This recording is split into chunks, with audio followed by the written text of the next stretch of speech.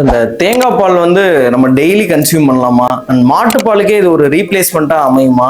அப்புறம் இந்த sugar pressure இருக்கிறவங்க, கொழுப்பு இருக்கிறவங்களாம் இதை எடுத்துக்கலாமா? யாருக்கு இது பெஸ்ட்டாக இருக்கும் அப்படின்ற இந்த வீடியோட டீட்டெயிலாக பார்த்துக்கலாம். இந்த மாதிரி மெடிக்கல் கான்டென்ட்ஸ்க்கு நம்மளோட கியூடி ஹெல்த் டாக்ஸை ரெகுலராக ஃபாலோ பண்ணிக்கலாம். தேங்காய் பாலில் முக்கியமான காம்பனண்ட் வந்து கொழுப்பு தான். அதுலேயும் சேச்சுரேட்டட் ஃபேட் அப்படின்னு சொல்லக்கூடிய ஒரு கெட்ட கொழுப்பு.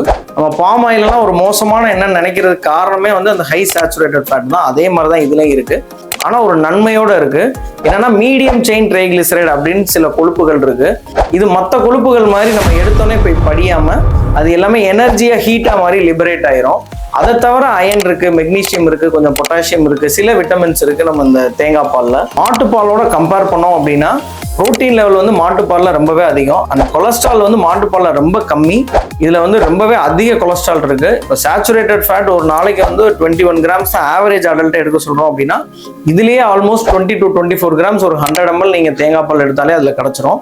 ஸோ டயபெட்டிஸ், ஹைப்பர் டென்ஷன், இல்லை கொழுப்பு, இல்லை ஹார்ட் ப்ராப்ளம் இருக்கிறவங்களாம் முக்கியமாக இந்த மாதிரி ஹை சேச்சுரேட்டட் ஃபேட்டை அவாய்ட் பண்ணுறது ரொம்பவே நல்லது. அதுக்கு பதிலாக ஏதாவது ஆல்மண்டோ இல்லை வந்து நிலக்கடலையோ எடுத்துட்டோம் அப்படின்னா வேற நல்ல ஃபேட் கிடைக்கிறதுக்கான வாய்ப்பு இருக்கு. யாருக்கு யூஸ் ஆகும் அப்படின்னா வெயிட் கெயின் பண்ணுறதுக்கு அண்ட் போஸ்ட் ஒர்க் அவுட்ல ஒரு இன்ஸ்டன்ட் எனர்ஜிக்கு அண்ட் கீட்டோ டயட் இல்லைனா லோ கார்போ டயட் இருக்கவங்களுக்கு ஒரு 100 ml வரைக்கும் தான் அவங்களுமே எடுத்துக்கலாம். இல்லைனா வந்து ஆவரேஜ் அடல்ட் எதுவுமே பண்ணலை அப்படின்னா நீங்கள் ஒரு 50 ml எடுத்துக்கலாம். அதுவுமே நீங்கள் வீட்டில் ஆல்ரெடி தேங்காய் இல்லை வேற ஏதாவது சேச்சுரேட்டட் ஃபேட்லாம் நிறைய யூஸ் பண்ணுறீங்க அப்படின்னா லிமிட் பண்ணிக்கிறது நல்லது.